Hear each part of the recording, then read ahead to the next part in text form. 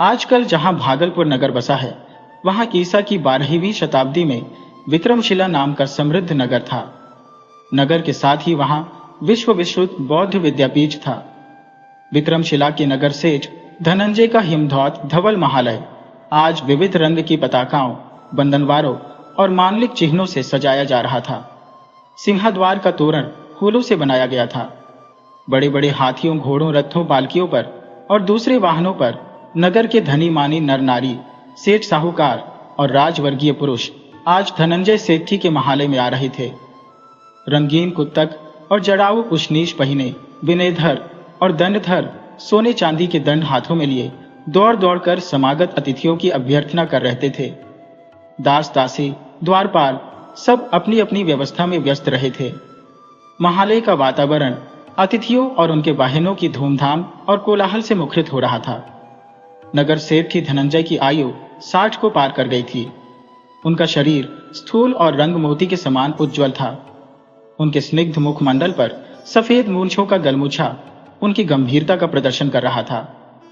वह शुभ्र परिधान पहिने, कंठ में रत्नहार धारण किए, मस्तक पर बहुमूल्य उशनीश पहिने समागत अतिथियों का स्वागत कर रहे थे।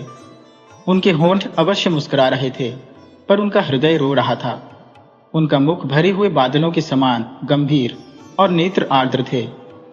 आज उनका इकलौता पुत्र प्रव्रज्या लेकर भिक्षुवृत्ति ग्रहण कर रहा था। यह असाधारण समारोह इसी के उपलक्ष्य में था। 1000 भिक्षु संघ सहित आचार्य भदंत वज्र सिद्धि प्रांगण में पहुंच चुके थे। भिक्षुगण पीत चीवर पहिने, सिर मुंदाए, मंद स्वर से पवित्र काव्यों का उच्चारण कर रहे थे। उनका सम्मिलित कंठ स्वर वातावरण में एक अद्भुत कंपन उत्पन्न कर रहा था। महालय में जो गंध द्रव्य जल रहा था, उसके सुवासित धूम से सुरभित वायु दूर दूर तक फैल रही थी। विविध वाद्य बज रहे थे। सम्मानित अतिथि आपस में धीरे धीरे भांति भांति की जो बातचीत मंद स्वर से कर रहे थे, उससे सारी ही अट्टालिका मुखरित हो रही थी। धनंजय सेठी ने व्यस्त भाव से इधर उधर देखा। सामने ही उनका अंत्यवासी विश्वस्त सेवक सुखदास उदास मुंह चुपचाप निश्चेष्ट खड़ा था। सेठ ने कहा, बड़े सुखदास, तनिक देख तो, पुत्र के तैयार होने में अब कितना विलंब है। भिक्षुगण तो आ ही गए हैं। अब परम भट्टारक महाराजाधिराज और आचार्य के आने में विलंब नहीं है। सुखदास ने मालिक की विषादपूर्ण दृष्टि और कंपित स्वर को हृदयंगम किया और बिना ही उत्तर दिए स्वामी के सम्मुख मस्तक नत कर भीतर चला गया।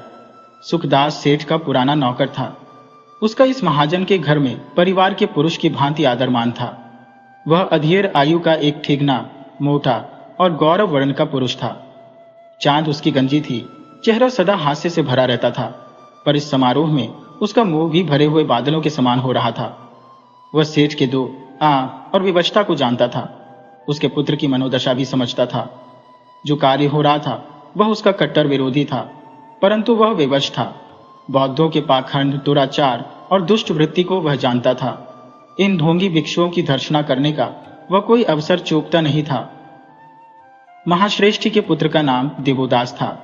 वह 22 वर्ष का दर्शनीय युवक था। रंग उसका मोती के समान था। उज्ज्वल हीरक पंक्ति सी उसकी धवल दंतावली थी। उत्फुल्ल कमल दल से उसके नेत्र थे और सघन घन गर्जन सा उसका कंठस्वर था। वह नवीन वृषभ की भांति चलता था। उसका हास्य जैसे फूल बिखेरता था।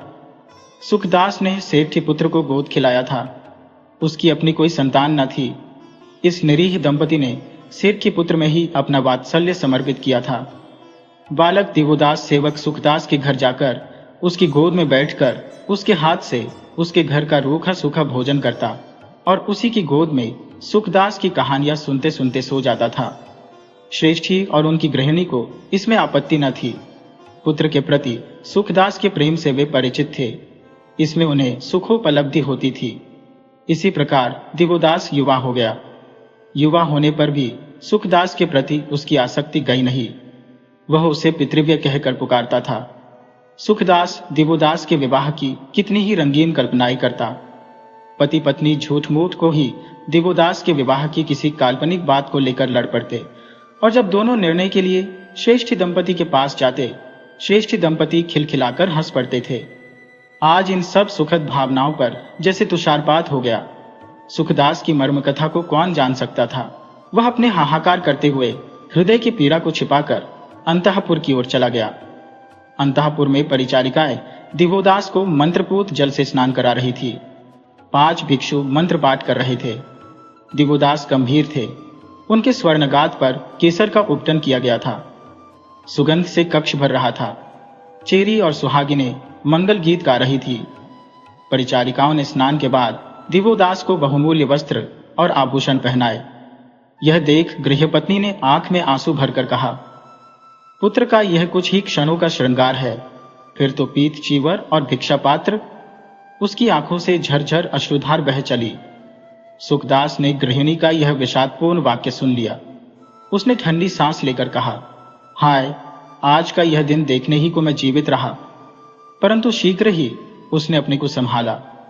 आंख की कोर में आए आंसू पोंछ डाले और आगे बढ़कर कहा, कुमार, मालिक की आज्ञा है कि महाराजाधिराज और आचार्य के पधारने में अब देर नहीं है, तनिक जल्दी करो।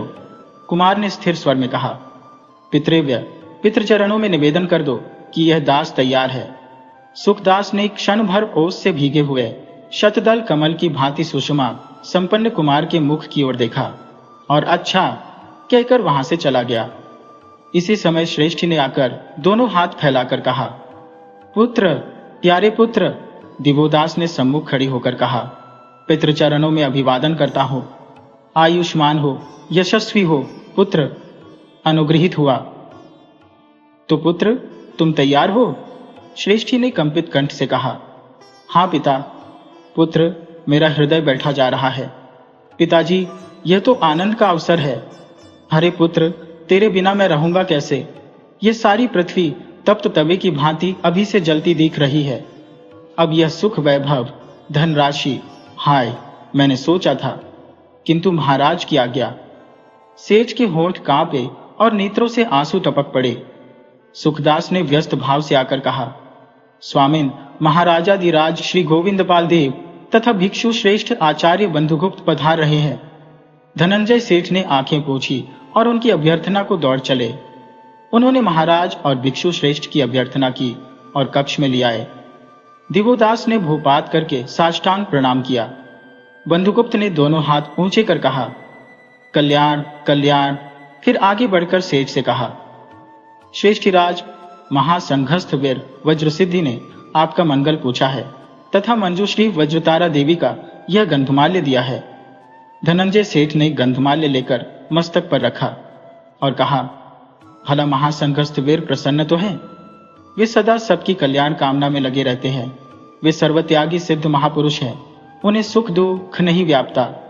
फिर उन्होंने आगे बढ़कर कुमार के मस्तक पर हाथ धर कहा, धन्य कुमार, तुमने वही किया जो तथागत ने किया था।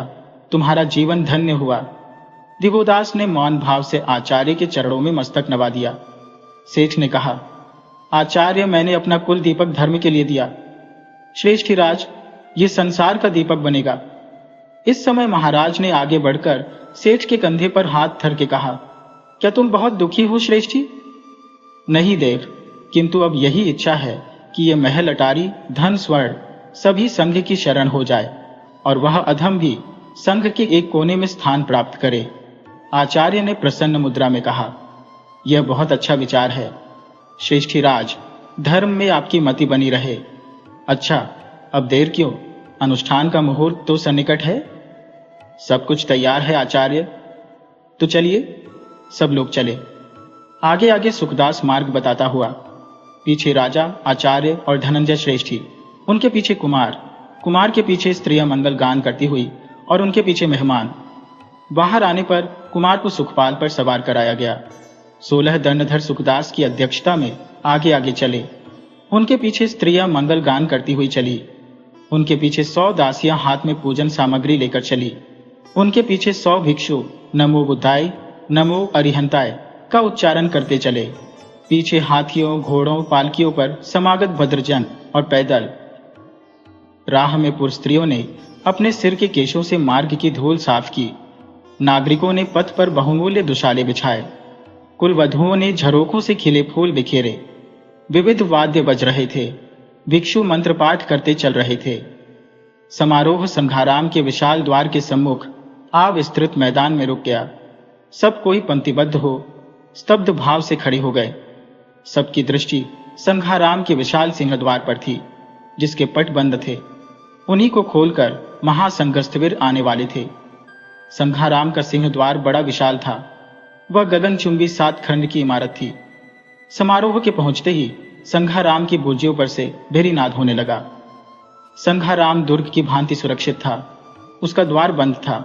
सभी की दृष्टि उस बंद द्वार पर लगी थी। यह द्वार कभी नहीं खुलता था। केवल उसी समय यह खोला जाता था जब कोई राजा, राजकुमार या वैसी ही कोटि का व्यक्ति दीक्षा ग्रहण कर भिक्षु बनता था। श्रेष्ठी पुत्र को इसी द्वार से प्रवेश होने का सम्मान दिया गया था। बाजे बज रहे थे। भिक्षुगण मंद स्वर में नमो अरिहंताय, नमो बुद्धाय का पाठ कर रहे थे। भेरीनाथ के साथ ही सिंहद्वार खुला। 16 भिक्षु पवित्र पात्र लेकर वेदी के दोनों ओर आ खड़े हुए। धीरे धीरे आचार्य वज्र सिद्ध स्वर्णदंड हाथ में ले स्थिर दृष्टि सम्मुख किए आगे बढ़े। उनके पीछे 5 महाभिक्षु पवित्र जल का मार्जन करते तथा गंधमाल्य लिए पृथ्वी पर दृष्टि गड़ाए चले। उन्हें देखते ही सब कोई पृथ्वी पर घुटने टेककर झुक गए।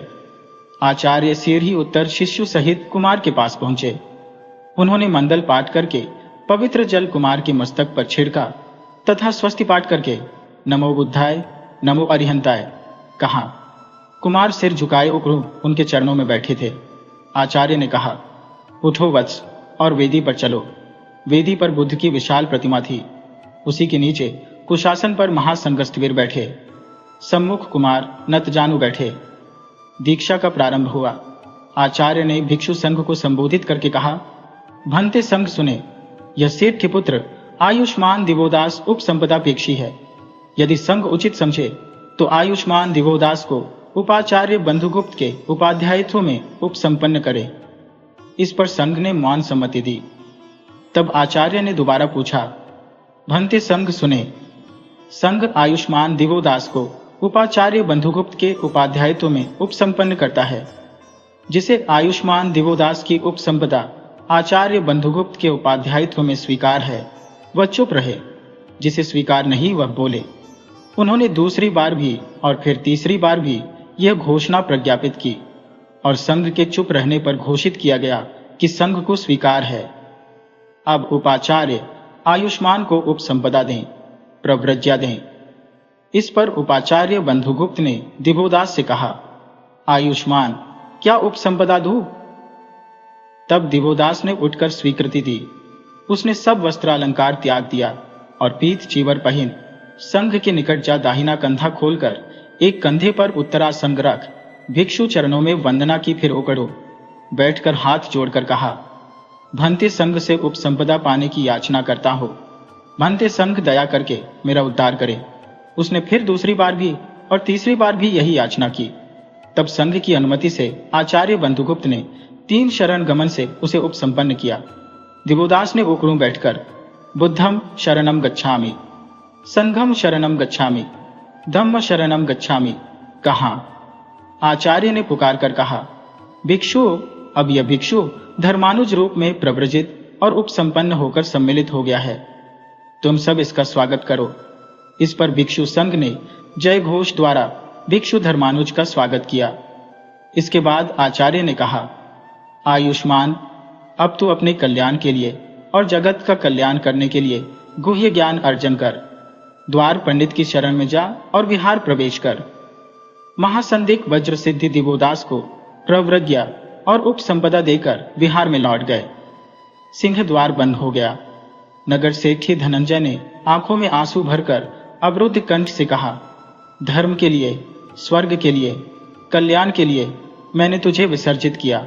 जा पुत्र, अमृतत्व प्राप्त कर। उन्होंने पुत्र की परिजनों सहित प्रदक्षिणा की और चौधारी आंसू बहाते घर को लौट गए। शेष बंधु बांधव भी चले गए। अकेला सुखदास दिवोदास के पास खड़ा रह गया।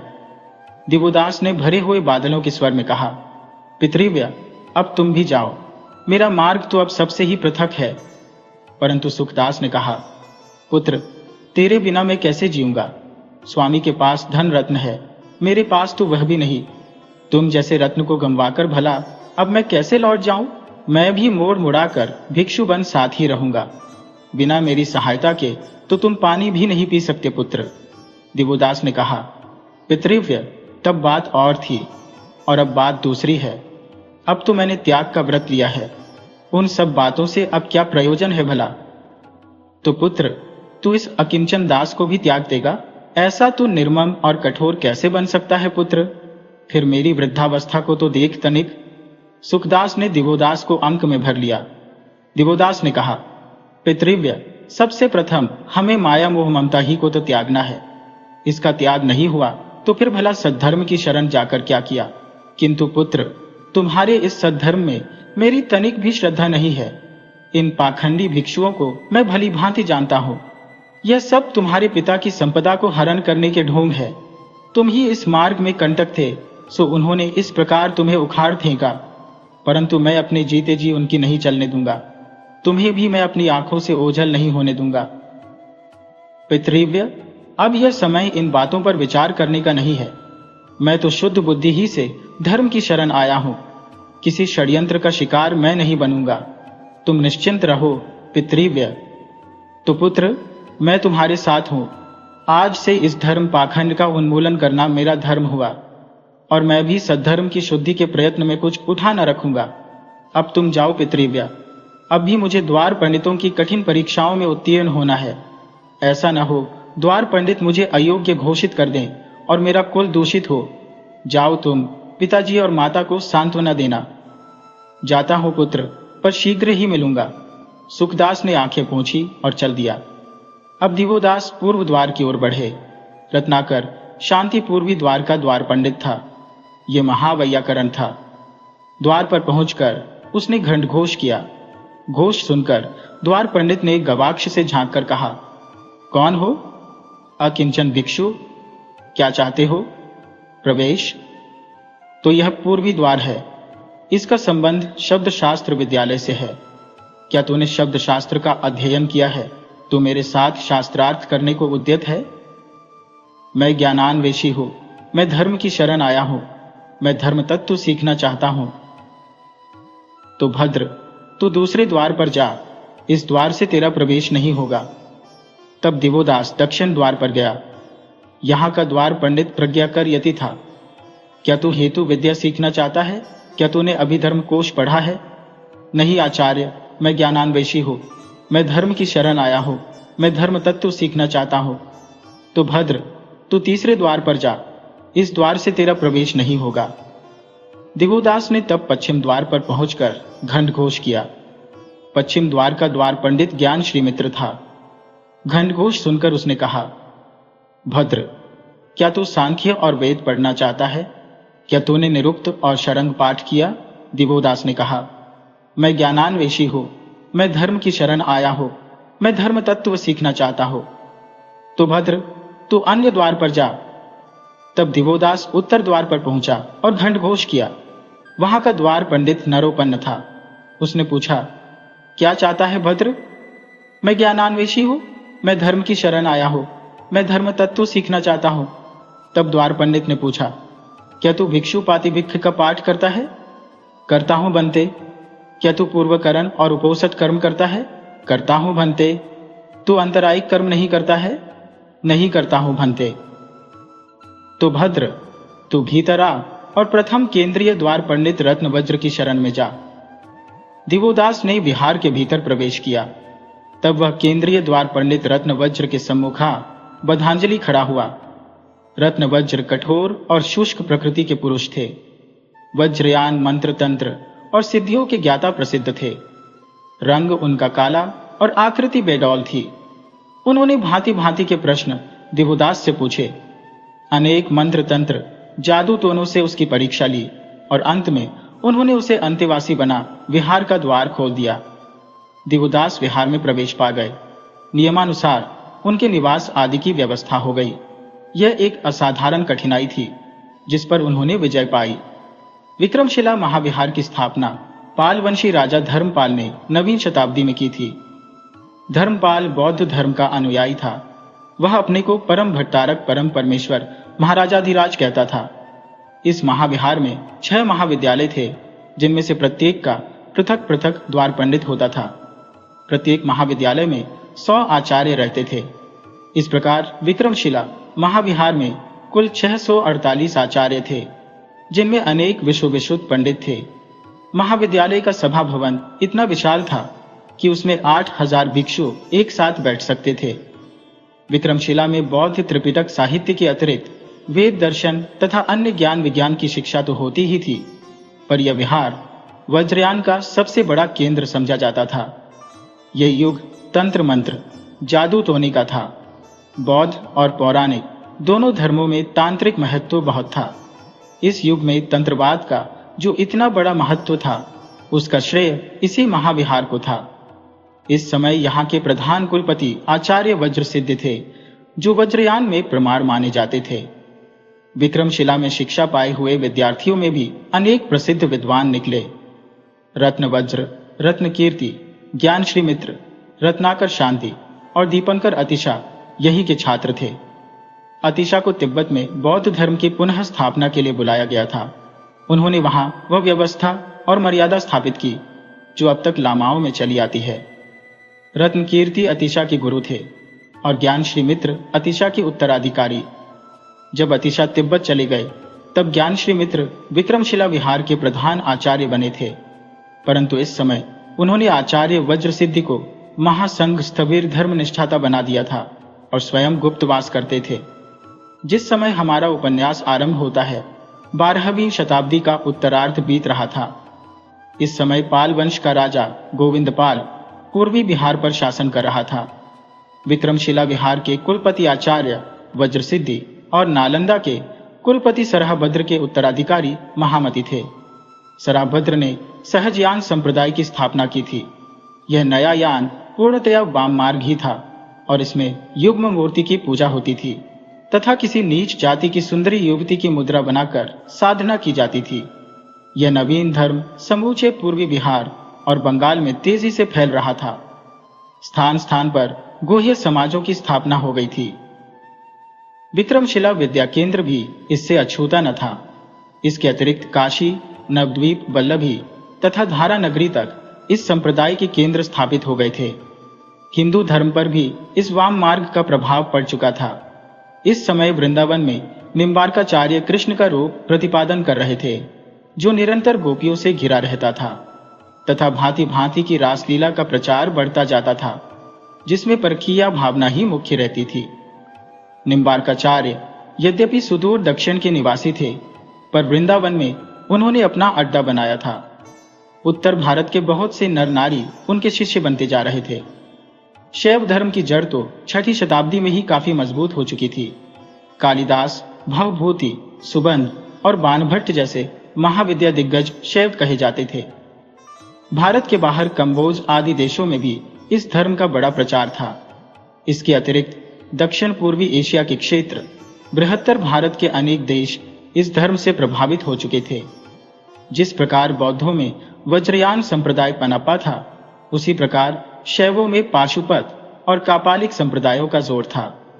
वज्रयान के समान शैव धर्म के ये दोनों मार्ग भी सिद्धियों और मंत्र शक्ति में विश्वास रखते थे तथा सिद्धि प्राप्ति के लिए अनेक रहस्यमय और गुह्य अनुष्ठान करते थे।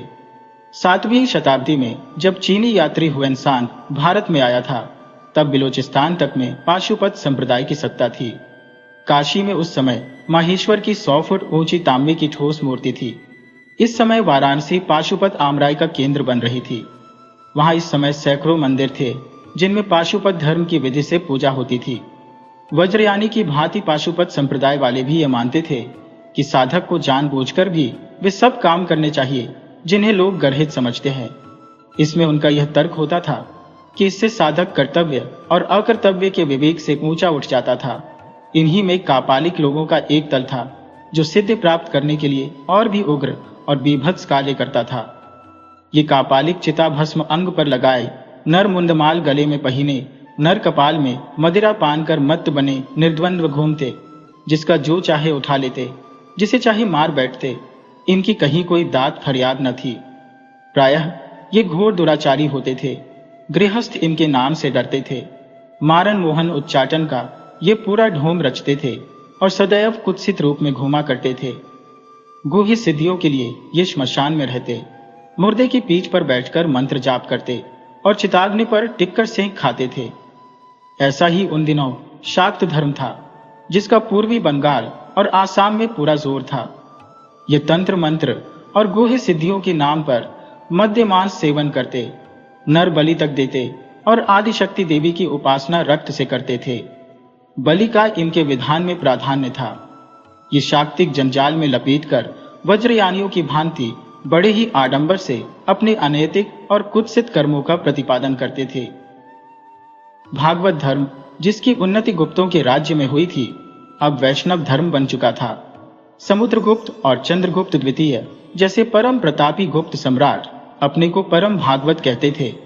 वास्तव में उन्हीं के समय में बौद्धों का ह्रास होकर वैष्णव और शैव धर्म की प्रतिष्ठा हुई थी। गुप्त युग के बाद 13वीं शताब्दी तक यह प्रतिक्रिया जारी रही। बौद्ध धर्म का यद्यपि गुप्त काल ही में ह्रास होना आरंभ हो चुका था, पर मध्य युग में वही भारत का मुख्य धर्म था। तन्नौज का प्रतापी महान हर्ष यद्यपि बौद्ध न था, पर बड़ा भारी बौद्धों का समर्थक था। उसके राज्यकाल में 7वीं शताब्दी में जो चीनी प्रेरक भिक्षु हुएनसांग भारत में आया था, उसी ने साक्षी दी है कि उसके काल में ही बौद्ध भिक्षु आलसी, प्रमादी और पतित हो चुके थे, और सर्वसाधारण के हृदयों में अब उनके लिए प्राचीन श्रद्धा न रह गई थी, न उनमें वह लोकहित संपादन की भावना रह गई थी, जिसके कारण वह देश विदेश में प्रसारित हो गया था। अब तो अलौकिक सिद्धियों और गुह्य उपासनाओं ही का बोलबाला था।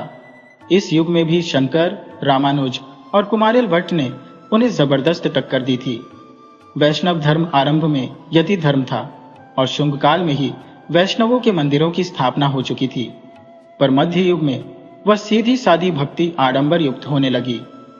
मंदिर मूर्तियों में साज, श्रृंगार, नृत्य, गान का प्राधान्य बढ़ गया और अब मंदिरों में स्थापित मूर्तियां केवल उपलक्षण व प्रतीक मात्र ही नहीं रह गई थी, वे अब जागृत देवता बन गई थी, जिनको स्नान, भोग, साज, श्रृंगार, वस्त्र आदि के द्वारा सत्कृत करने की प्रथा बढ़ती जाती थी।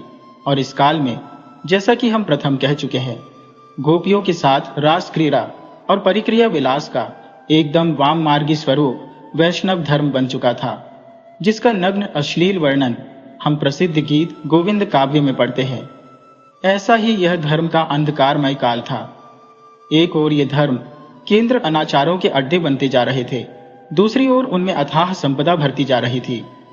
राजा, रईस, सेठ, साहूकारों से लेकर सर्वसाधारण तक श्रद्धा, भय तथा अन्य कारणों से निरंतर दान देते रहते थे।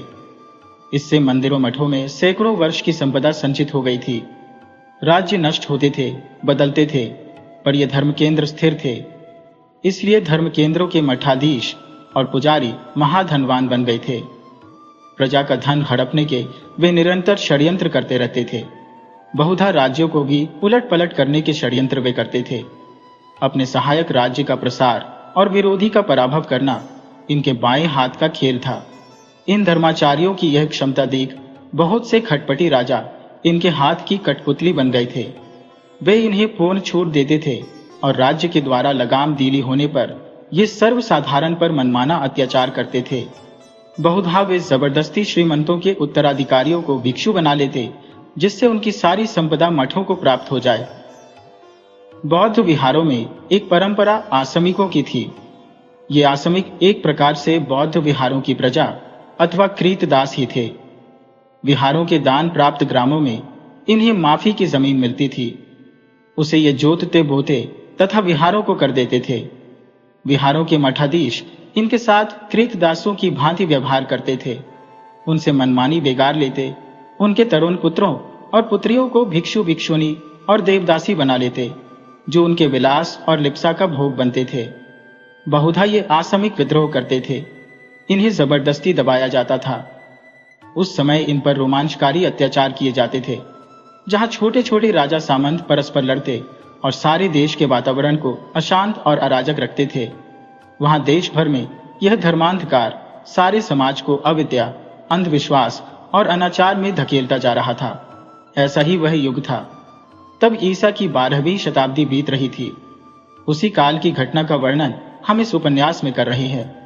सुखदास की स्त्री का नाम सुंदरी था। वह यूं तो भली स्त्री थी, पर मिजाज की जरा चिड़चिड़ी थी। सुखदास घर बार से बेपरवाह था। उसे अपने वेतन की भी चिंता न थी। वह नौकरी नहीं बजाता था, सेठ के घर को अपना घर समझता था। जिस दिन कुमार दिवोदास की दीक्षा हुई, उससे एक दिन प्रथम सुखदास और उसकी पत्नी में खूब वाग्युद्ध हुआ था। वाग्युद्ध का मूल कारण यह था कि सुखदास ने 23 वर्ष पूर्व सुंदरी से उसके लिए एक जोड़ा नूपुर बनवा देने का वादा किया था। वे नूपुर उसने अभी तक बनवाकर नहीं दिए थे। 23 वर्षों के इस अंतर ने सुंदरी को अधीर बना दिया था। प्राय प्रतिदिन ही वह सुखदास से नूपुर का तकाजा करती थी और प्रतिदिन सुखदास उसे कल पर टाल देता था। इसी प्रकार कल करते करते 23 वर्ष बीत चुके थे। कल रात इस मामले ने बहुत गहरा रंग पकड़ा था।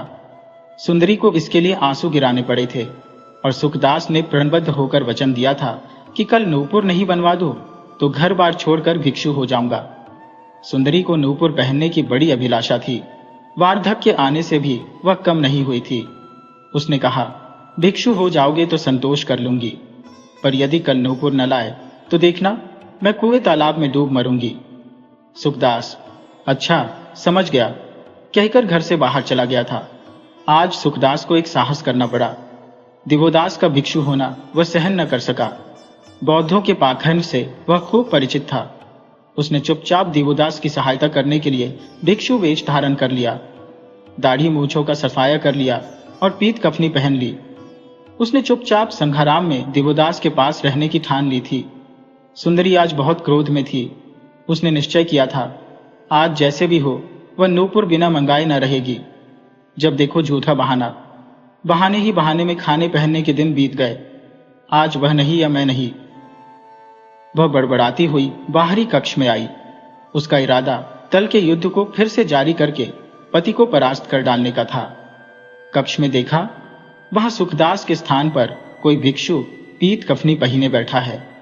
सुखदास की भांति सुंदरी भी भिक्षुओं को एक आंख नहीं देख सकती थी।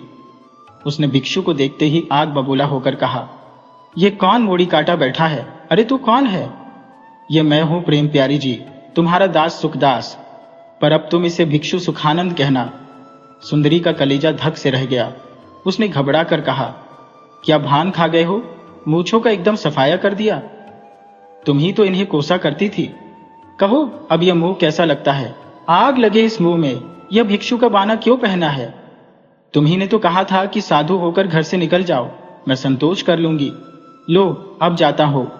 सुखदास ने जाने का उपक्रम किया तो सुंदरी ने बढ़कर उसके पीत वस्त्र का पल्ला पकड़ लिया। रोते रोते कहा, हाय हाय, ये क्या करते हो? अरे ठहरो, कहाँ जाते हो? जाता हूं। अरे मुझे भरी जवानी में छोड़ जाते हो निर्दयी।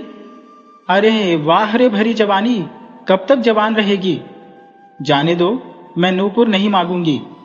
अब तुम नूपुर लेकर ही रहना, मुझसे तुम्हारा क्या वास्ता, मैं चला। अरे लोगो देखो, मैं लौट गई। नहीं, मैं नहीं जाने दूंगी। वह रोती हुई सुखदास से लिपट गई।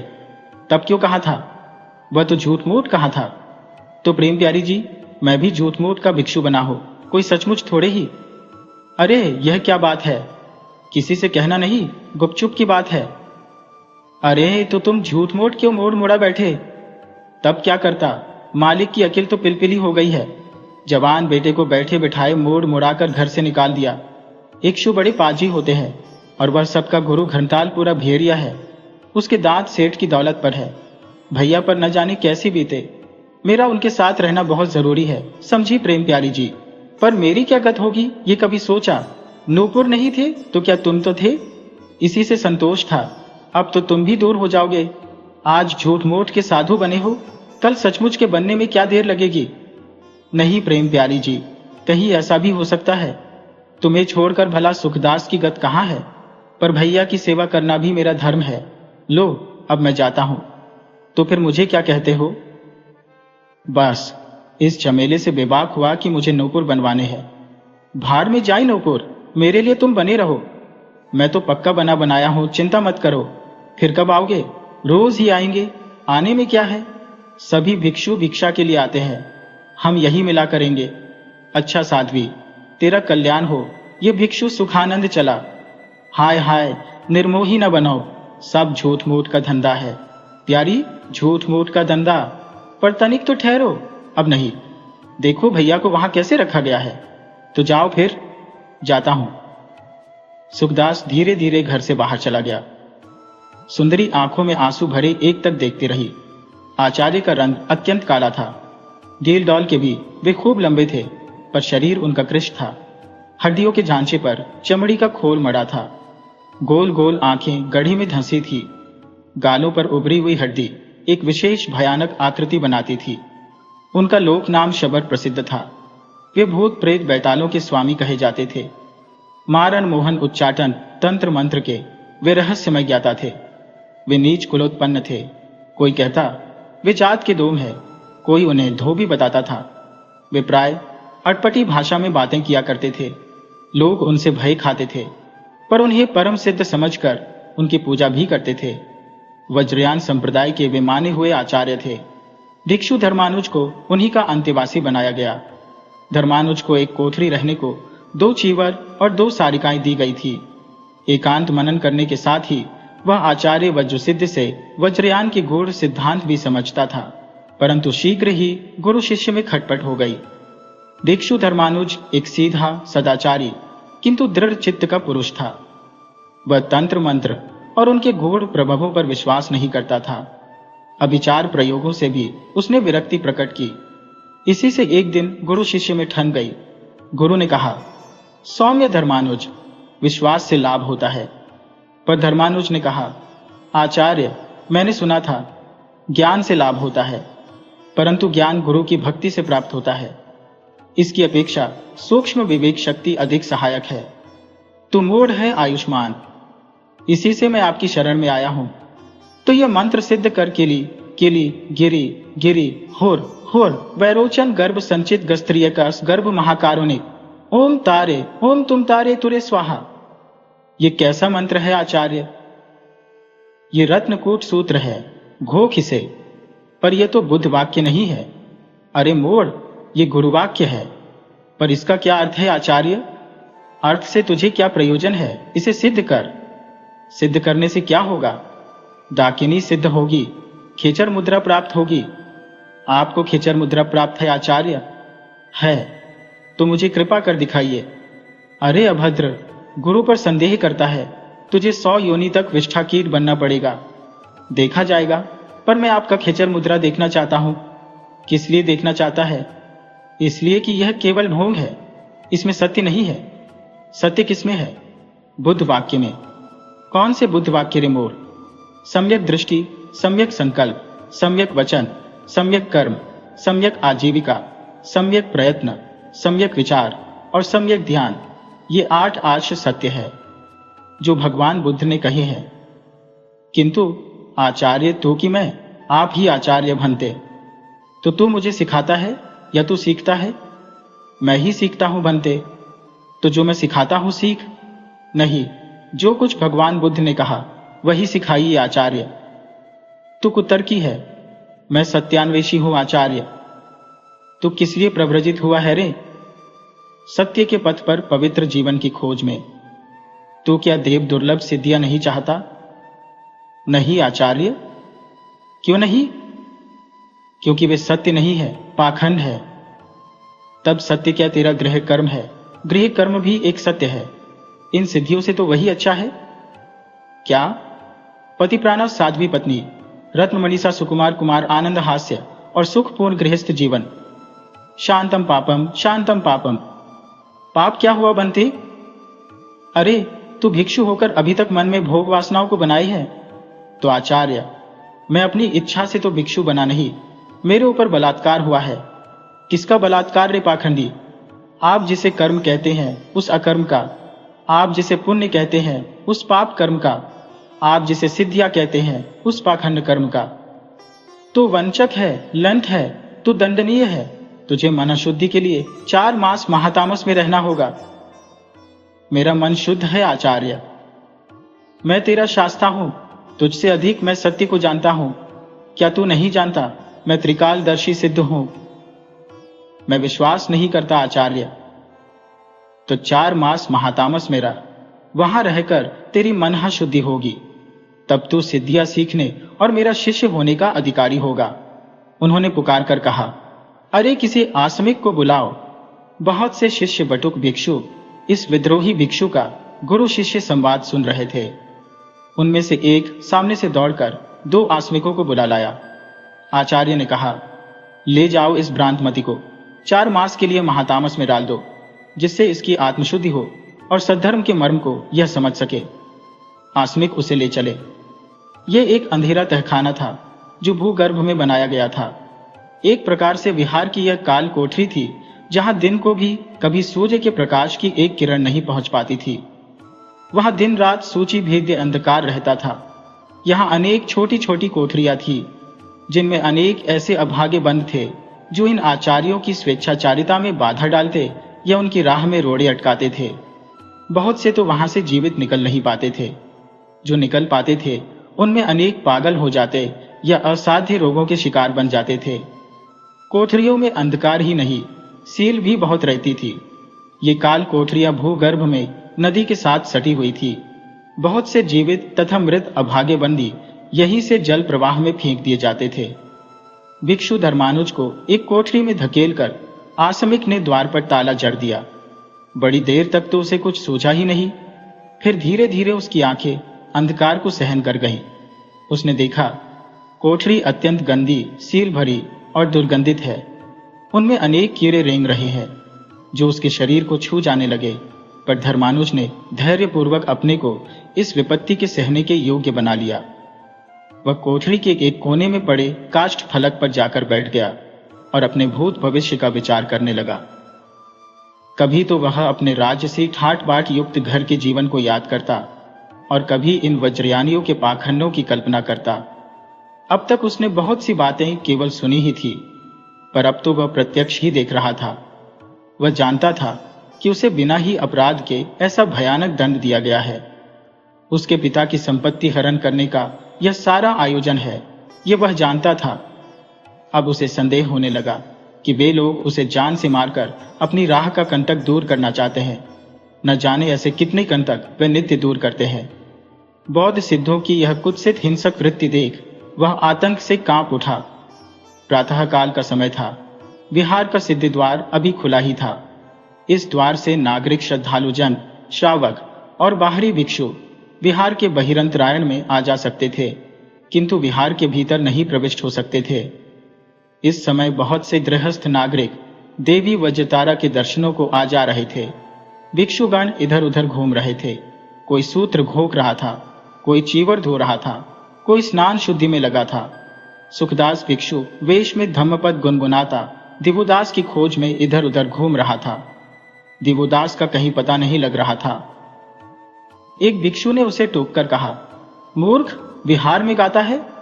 नहीं जानता, गाना विलास है। भिक्षु को मंत्र पाठ करना चाहिए। सुखदास ने आंखें कपार पर चढ़ाकर कहा, मुझे मूर्ख कहने वाला ही मूर्ख है। अरे, मैं त्रिगुण सूत्र का पाठ कर रहा हूं, जानता है? त्रिगुण सूत्र? हाँ, पर वह कंठ से उतरता नहीं है। जानते हो त्रिगुण सूत्र? नहीं जानता भदंत, तुम कौन यान में हो? बात मत करो, सूत्र भूला जा रहा है। सुखदास गुनगुनाता फिर एक ओर को चल दिया। कुछ दूर जाकर उसने आप ही आप भुनभुनाते हुए कहा, वाह, क्या क्या सफाचट खोपड़ियां यहां जमा है। जी चाहता है दिन भर इन्हें चपतियाता रहो, पर अपने राम को कुमार को टटोलना है। पता नहीं इस समुद्र से कैसे वह मोती ढूंढा जाएगा। वह एक बूढ़ा भिक्षु जा रहा है, पुराना पापी दिख पड़ता है, इसी से पूछो। सुखदास ने आगे बढ़कर कहा, बदंत, नमो बुद्धाय। बदंत, कह सकते हो भिक्षु धर्मानुज कहाँ है? तुम मूर्ख प्रतीत होते हो। नहीं जानते, वह महातामस में आचार्य की आज्ञा से प्रायश्चित्त कर रहा है। ये महातामस कहाँ है बदंत? शांतम पापः। अरे, महातामस में तुम जाओगे? जानती हो, वहां जो जाता है उसका सिर कटकर गिर पड़ता है। वहां 64 सहस्र डाकिनियों का पहरा है। ओ हो, तो भदंत, किस अपराध में भिक्षु धर्मानुज को महातामस दिया गया है? नमो बुद्धाय। इतने में 2-3 भिक्षु वहां और आ गए। उन्होंने सुखदास की अंतिम बात सुन ली। सुनकर वे बोल उठे, मत कहो, मत कहो, कहने से पाप लगेगा। उसी समय आचार्य भी उधर आ निकले। आचार्य ने कहा, तुम लोग यहाँ क्या गोष्ठी कर रहे हो? आचार्य, यह भिक्षु कहता है। क्या? समझ गया, तुम लोगों ने महानिर्वाण सूत्र घोखा नहीं। आचार्य, यह भिक्षु पूछता है। क्या? पाप पाप भारी पाप। अरे कुछ कहोगे भी या यूं ही पाप पाप? कैसे कहें, पाप लगेगा आचार्य। कहो, मैंने पवित्र वचनों से तुम्हें पाप मुक्त किया। तब सुनिए, वह जो नया भिक्षु देवोदास। धर्मानुज, कहो, वह तो महातामस में है। जी हां, महातामस में वह 4 मास में दोष मुक्त होगा। किंतु यह भिक्षु कहता है कि मैं वहां जाऊंगा। क्यों रे? आचार्य ने आंखें निकालकर सुखदास की ओर देखा। सुखदास ने बद्धांजलि होकर कहा, किंतु आचार्य, भिक्षु धर्मानुज ने क्या अपराध किया? अपराध? अरे, तू उसे केवल अपराध ही कहता है। आचार्य, मेरा अभिप्राय पाप से है। महापाप किया है उसने। उसका मन भोग वासना में लिप्त है। वह कहता है उस पर बलात्कार हुआ है। मन की शुद्धि के लिए संघ स्थविर ने उसे 4 मास के महातामस का आदेश दिया है। कैसी मन की शुद्धि आचार्य? अरे, तू कैसा भिक्षु है, विहार के साधारण धर्म को भी नहीं जानता, किंतु इसी बात में इतना दोष? बुद्धम शरणम, तू निरा मूर्ख है। तुझे भी प्रायश्चित्त करना होगा। क्या गरम सीसा पीना होगा? ठीक नहीं कह सकता। विधान पिटक में तेरे लिए 10,000 प्रायश्चित्त है। बाप रे, 10,000? जाता हूं, अभी मुझे सूत्रपाठ करना है। देखता हो, विहार अनाचार का केंद्र बनता जा रहा है। आचार्य बड़बड़ाते एक ओर चल दिए। सुखदास मुंह बाएं खड़ा रह गया। वज्रतारा देवी के मंदिर के भीतरी आलंद में महासंघस्थवीर वज्र सिद्धि कुशासन पर बैठे थे। सम्मुख वज्रतारा की स्वर्ण प्रतिमा थी। प्रतिमा पूरे कद की थी। उसके सिर पर रत्न जड़ित मुकुट था। हाथ में हीरक दंड था। मूर्ति सोने के अठपहलु सिंहासन पर पद्मासन से बैठी थी। मूर्ति के पीछे 5 कोण का यंत्र था, जिस पर नामाचार के अंक अंकित थे। मूर्ति सर्वथा दिगंबर थी। वज्र सिद्धि के आगे विधान की पुस्तक खुली पड़ी थी। वे उसमें से मंत्र पढ़ते जाते तथा पूजा विधि बोलते जाते थे। 12 भिक्षु भिन्न भिन्न पात्र हाथ में लिए पूजा विधि संपन्न कर रहे थे। बहुत से नागरिक भक्ति भाव से करबद्ध पीछे बैठे थे। मंदिर का घंटा निरंतर बज रहा था। आचार्य पूजा विधि तो कर रहे थे, परंतु उनका मन वहां नहीं था। वे बीच बीच में व्यग्र भाव से इधर उधर देख लेते थे। इसी समय महानंद ने मंदिर में प्रवेश किया। वह चौकन्ना हो इधर उधर देखता हुआ धीरे धीरे भीतर की ओर अग्रसर हुआ और संघस्थवीर के पीछे वाली खिड़की में जा खड़ा हुआ। किसी का ध्यान उधर नहीं गया, परंतु वज्र सिद्धि को उसका आभास मिल गया। फिर भी उन्होंने आंख फेर कर उधर देखा नहीं। हाँ, कुछ संतोष की भावना उनके चित्त में अवश्य उत्पन्न हो गई। महानंद ने देखा पूजा में सब सफेद फूल काम में लाए जा रहे हैं। उसने अवसर पा एक लाल फूल वज्र सिद्धि के आगे फेंक दिया। महानंद की ओर किसी की दृष्टि न थी। उसके इस काम को भी किसी ने नहीं देखा, ऐसी ही उसकी मान्यता भी थी। परंतु वास्तव में एक पुरुष की आंखों से वह ओझल नहीं हो सका, और वह था सुखदास। सुखदास ने उसकी चाल और रंगढंग देखकर ही पहचान लिया था कि वह कोई रहस्यपूर्ण पुरुष है। इस प्रकार अपने को छिपाकर तथा चौकन्ने होकर चलने का दूसरा कारण हो भी क्या सकता था। अतः सुखदास ने छिपकर उसका पीछा किया और अब यह खंभे की ओट में खड़ा हो उसकी गतिविधि देखने लगा। लाल फूल देखते ही आचार्य चौंक उठे। मंत्र पाठ के स्थान पर उनके मुंह से निकल पड़ा, अरे यह तो युद्ध का संकेत है। उन्होंने नजर बचाकर एक बार महानंद की ओर देखा। एक कुटिल हास्य उनके ओठों पर खेल गया। उसने फूल के 4 टुकड़े कर उत्तर दिशा में फेंक दिए। उनके हिलते हुए ओठों से लोगों ने समझा यह भी पूजा विधि ही होगी। थोड़ी ही देर में एक भिक्षु कुछ वस्तु उठाने के बहाने उनके कान के पास झुक गया। आचार्य ने उसके कान में कहा, देख, एक आदमी उत्तर तोरण के चतुर्थ द्वार पर खड़ा है। उसे गुप्त राही से पीछे वाली गुफा में ले जा। भिक्षु नमन करके चला गया। संघस्थवीर ने आचार्य बुद्धगुप्त को संकेत से पास बुलाकर कहा, तुम यहां पूजा विधि संपन्न करो, मैं अभी जाकर जाप में बैठता हूं। देखना मेरे जाप में विघ्न न हो। बुद्धगुप्त ने सहमति संकेत किया। संघस्थवीर उठकर एक ओर चल दिए। बुद्धगुप्त आसन पर बैठकर पूजन विधि संपन्न करने लगे। लोगों ने ससंभ्रम आचार्य पाद को मार्ग दिया। वे भूमि में झुक गए। आचार्य ने मुस्कुराकर सबको दोनों हाथ उठाकर कल्याण कल्याण का आशीर्वाद दिया। जिस भिक्षु को आचार्य ने महानंद को ले आने का आदेश दिया था, उसका सुखदास ने पीछा किया। जब वह महानंद को गुप्त राह से ले चला तो सुखानंद अत्यंत सावधानी से उनके पीछे ही पीछे चला। अंत में वे एक छोटे से द्वार को पार कर एक अंधेरे अलिंद में जा पहुंचे। वहां घृत के दीपक जल रहे थे। द्वार को पीछे से बंद करने की सावधानी नहीं की गई, इससे सुखदास को अनुगमन करने में बाधा नहीं हुई। वज्रसिद्धि ने आते ही कहा, क्या समाचार है महानंद, तुमने तो बड़ी प्रतीक्षा कराई। आचार्य, मैंने एक क्षण भी व्यर्थ नहीं खोया। तो समाचार कहो। काशीराज के दरबार में हमारी चाल चल गई। उसने आंख से संकेत करके कहा, तो तुम सीधे वाराणसी से ही आ रहे हो? महाराज काशीराज जो यज्ञ कर रहे हैं उसमें आपको निमंत्रित करने दूत आ रहा है। वह तो है, परंतु महाराज ने भी कुछ कहा? जी हाँ, महाराज ने कहा है कि वे आचार्य की कृपा पर निर्भर है। वज्रसिद्धि हंस पड़े। हंसकर बोले, समझा समझा, अरे दया तो हमारा धर्म ही है, परंतु धूत पापेश्वर का वह पाखंडी पुजारी सिद्धेश्वर, वह आचार्य पाद से विमुख नहीं है। तब आसानी से काशीराज का नाश किया जा सकता है और इन ब्राह्मण के मंदिर को भी लूटा जा सकता है। जानते हो कितनी संपदा है उस मंदिर में? अरे शत शत वर्ष की संचित संपदा है। तो प्रभु सिद्धेश्वर महाप्रभु आपसे बाहर नहीं है, तो वाराणसी पर सद्धर्मियों का अधिकार करने का जो मैं स्वप्न देख रहा हूं वह अब पूर्ण होगा। इधर श्रेष्ठी धनंजय के पुत्र दिवोदास के भिक्षु हो जाने से सेठ की अटूट संपदा हमारे हाथ में आई समझो। इतने से तो हमें 50,000 सैन्य दल और शस्त्र जुटाना सहज हो जाएगा। अरे तो क्या सेठ के पुत्र ने दीक्षा ले ली? ले रहा है, नहीं तो क्या। किंतु आचार्य, वह धोखा दे सकता है। मैं भली भांति जानता हूं, उसे सद्धर्म पर तनिक भी श्रद्धा नहीं है। ये क्या मैं नहीं जानता? इसी से मैंने उसे 4 मास के लिए महातामस में डाल दिया है। तब तक तो काशीराज और बुदंतपुरी के महाराज ही न रहेंगे। परंतु आचार्य, सेठ यह सुनेगा तो वह महाराज को अवश्य उभारेगा। यह ठीक नहीं हुआ। बहुत ठीक हुआ। इसी समय एक भिक्षु ने आकर बद्धांजलि हो आचार्य से कहा, प्रभु काशीराज के मंत्री श्री चरणों के दर्शन की प्रार्थना करते हैं। वज्रसिद्धि ने प्रसन्न मुद्रा से महानंद की ओर देखते हुए कहा, भद्र महानंद, तुम महामंत्री को आदर पूर्वक तीसरे अलिंद में बैठाओ और कहो कि आचार्य पाद त्रिपिटक सूत्र का पाठ कर रहे हैं। निवृत्त होते ही दर्शन देंगे।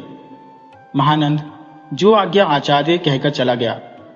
वज्रसिद्धि प्रसन्न मुद्रा से कक्ष में टहलते हुए आप ही आप कहने लगा, बहुत अच्छा हुआ, सब कुछ आप ही आप ठीक होता जा रहा है। यदि काशीराज लिच्छविराज से संधि कर ले और सद्धर्मी हो जाए तथा धूत पापेश्वर की सब संपत्ति संघ को मिल जाए तो ठीक है, नहीं तो इसका सर्वनाश हो। यदि मेरी अभिलाषा पूर्ण हो जाए तो फिर एक बार संपूर्ण उत्तराखंड में वज्रयान का साम्राज्य हो जाए। काशी के महामाते का नाम शिव शर्मा था। वे एक वृद्ध विद्वान शैव ब्राह्मण थे। राजनीति और धर्मनीति में बड़े पंडित थे। काशी राजवंश तक की इन्होंने अपनी विलक्षण बुद्धि तथा नीति से बहुत बार रक्षा की थी। इनका वैभव भी राजा से कम न था। वह समय ही ऐसा था। राजा और मंत्री का गुट क्षत्रिय और ब्राह्मण का गुट था। ये ब्राह्मण ही इन राजाओं की सत्ता को अखंड बनाए रखते थे। वे राजा को ईश्वर का आंशिक अवतार बताते और उनकी सभी उचित अनुचित आज्ञा को ईश्वरीय विधान के समान सिर झुकाकर मानना सब प्रजा का धर्म बताते थे। इसके बदले इन्हें पुरोहिताई तथा मंत्री के अधिकार प्राप्त हुए थे। राजा लोग इन ब्राह्मण मंत्रियों पर अपने भाई बंधु से भी अधिक विश्वास रखते थे। इनका वैभव, महल, ऊपरी ठाट बाट राजा से किसी अंश में कम न होता था। ये ही मंत्री राजा की धर्मनीति और राजनीति के संचालक थे। काशी के महामात्य आचार्य के लिए बहुत सी भेंट सामग्री साथ लाए थे। उसे देखकर वज्रसिद्धि ने प्रसन्न मुद्रा से कहा, अमात्यवर, काशीराज कुशल से तो है? आचार्य के अनुग्रह से कुशल है। मैं नित्य देवी वज्रतारा से उनकी मंगल कामना करता हूँ। हाँ, महाराज यज्ञ कर रहे हैं, उसी में पधारने के लिए मैं आपको आमंत्रित करने आया हूँ। महाराज ने सांझली प्रार्थना की है कि आचार्य भिक्षु संघ सहित पधारें, परंतु महामात्य यज्ञ में पशुवध होगा, गवालंबन होगा। ये सब तो सद्धर्म के विपरीत है। आचार्य, प्रत्येक धर्म की एक परिपाटी है, उसकी आलोचना से क्या लाभ? काशीराज आप पर श्रद्धा रखते हैं, इसी से उन्होंने आपको स्मरण किया है। फिर परस्पर धार्मिक सहिष्णुता तो उसी प्रकार बढ़ सकती है। यह तो ठीक है, परंतु काशीराज तो कभी इधर आए ही नहीं। तो क्या हुआ? मैं उनका प्रतिनिधि देवी वज्रतारा का प्रसाद लेने आया हूं। साधु साधु मंत्रीवर, देवी वज्रतारा का प्रसाद लो। आचार्य ने व्यग्र भाव से इधर उधर देखा। महानंद अभिप्राय समझ बद्धांजलि पास आया। आचार्य ने कहा, भद्र महानंद, अमात्यराज को देवी का प्रसाद दो। महानंद ने जो आज्ञा कहे एक भिक्षु को संकेत किया। भिक्षु ने प्रसाद मंत्री को अर्पित किया। प्रसाद लेकर मंत्री ने कहा, अनुग्रहित हुआ आचार्य। मंत्रीवर, आपकी सद्धर्म में ऐसी ही श्रद्धा बनी रहे। आचार्य काशीराज आप ही के अनुग्रह पर निर्भर है। तो अमात्यराज, मैं उनकी कल्याण कामना से बाहर नहीं हूं। ऐसी ही हमारी भावना है। क्या मैं कुछ निवेदन करूं? क्यों नहीं? क्या लिच्छविराज काशी पर अभियान करना चाहते हैं? ऐसा क्यों कहते हैं मंत्रीवर? मुझे विश्वस्त सूत्र से पता लगा है। तो उस राजनीति को मैं क्या जानूं? लिच्छविराज तो आपके अनुगत है आचार्य। मंत्रीवर, मैं केवल अपने संघ का आचार्य हूं, लिच्छविराज का मंत्री नहीं। परंतु आचार्य, वे आपकी बात नहीं टालेंगे। क्या आप यह चाहते हैं कि मैं लिच्छविराज से काशीराज के लिए अनुरोध करूं? मैं नहीं आचार्य, काशीराज का यह अनुरोध है। क्या काशीराज ने ऐसा कोई लेख आपके द्वारा भेजा है? यह है आचार्य। लेख पढ़कर कुछ देर बाद वज्रसिद्धि ने एक गंभीर मुद्रा से कहा, तो मैं काशीराज का अतिथि बनूंगा। काशीराज अनुग्रहित होंगे आचार्य। मैं यज्ञ में आऊंगा। अनुग्रह हुआ आचार्य। तो महामात्य, एक बात है, लिच्छविराज का आक्रमण रोक दिया जाएगा, पर लिच्छविराज का अनुरोध काशीराज को मानना पड़ेगा। वह क्या? यह मैं अभी कैसे कहूं? तब क्या काशीराज मुझ पर निर्भर नहीं है? क्यों नहीं आचार्य? तब उनकी कल्याण कामना से मैं जैसा ठीक समझूंगा करूंगा। ऐसा ही सही आचार्य। काशीराज तो आपके शरण है। काशीराज का कल्याण हो। मंत्री ने अभिवादन किया और चले गए। आचार्य वज्रसिद्धि बड़ी देर तक कुछ सोचते रहे। इससे संदेह नहीं कि सुखदास ने ये सब बातें अक्षरशः सुन ली। मंत्री के जाते ही महानंद ने सम्मुख आकर कहा, अब आचार्य की मुझे क्या आज्ञा है? वाराणसी चलना होगा भद्र। साथ कौन जाएगा? क्यों? मैं नहीं, तुम ही मेरा संदेश लेकर अभी लिच्छविराज के पास जाना होगा। तब धर्मानुज और 11 भिक्षु और कुल 12। धर्मानुज क्यों? उसमें कारण है, उसे मैं यहां अकेला नहीं छोड़ूंगा। संभव है यज्ञ ही युद्ध क्षेत्र हो जाए। यह भी ठीक है, परंतु उसका प्रायश्चित्त, उसे मैं अपने पवित्र वचनों से अभी दोष मुक्त कर दूंगा। महानंद ने हंसकर कहा, आप सर्वशक्तिमान पुरुष हैं। वज्रसिद्धि भी हंस दिए। उन्होंने कहा, 11 शिष्य छांटो, मैं धर्मानुज को देखता हूं। जैसी आचार्य की आज्ञा। अंधेरे और गंदे तलगृह में धर्मानुज काष्ठ फलक पर बैठा कुछ सोच रहा था। वह सोच रहा था, जीवन के प्रभात में महल अटारी सुख साज त्याग कर क्या पाया। यह गंदी, घृणित और अंधेरी कोठरी, बाहर कैसा सुंदर संसार है। धूप खिल रही है, मंद पवन के झोंके चल रहे हैं, पत्ती भांति भांति के गीत गा रहे हैं, परंतु धर्म के लिए इन सबको त्यागना पड़ता है। यह धर्म क्या वस्तु है? यहाँ जो कुछ है, यदि यही धर्म है, तब तो वह मनुष्य का कट्टर शत्रु दीख पड़ता है। इसी समय सुखदास ने वहां पहुंचकर झरोखे से झांक कर देखा। भीतर अंधेरे में वह सब कुछ देख न सका, परंतु उसे दिवोदास के उद्गार कुछ सुनाई दिए। उसका हृदय क्रोध और दुख से भर गया। उसने बाहर से खटका किया। धर्मानुज ने खिड़की की ओर मुंह करके कहा, कौन है भाई? भैया जी, क्या हाल है? अभी आत्मा पवित्र हुई या नहीं? धीरे धीरे हो रही है, किंतु तुम कौन हो? मैं सुखदास पितृव्य। अरे तुम यहां कहां? चुप, मैं सुखानंद भिक्षु हूं। तुम्हारी कल्याण कामना से यहां आया हूं। उसके लिए तो संघस्थ वीर ही यथेष्ट थे। इस अंध नरक में मेरी यथेष्ट कल्याण कामना हो रही है। आज इस नरक से तुम्हारा उद्धार होगा, आशीर्वाद देता हूं। किंतु अभी तो प्रायश्चित्त की अवधि भी पूरी नहीं हुई है। तो इससे क्या? भिक्षु सुखानंद का आशीर्वाद है यह? पहेली मत बुझाओ। यहां बात जो है वह कहो। तो सुनो, संघस्थवीर जा रहे हैं काशी, उनके साथ 12 भिक्षु जाएंगे, उनमें तुम्हें भी चुना गया है।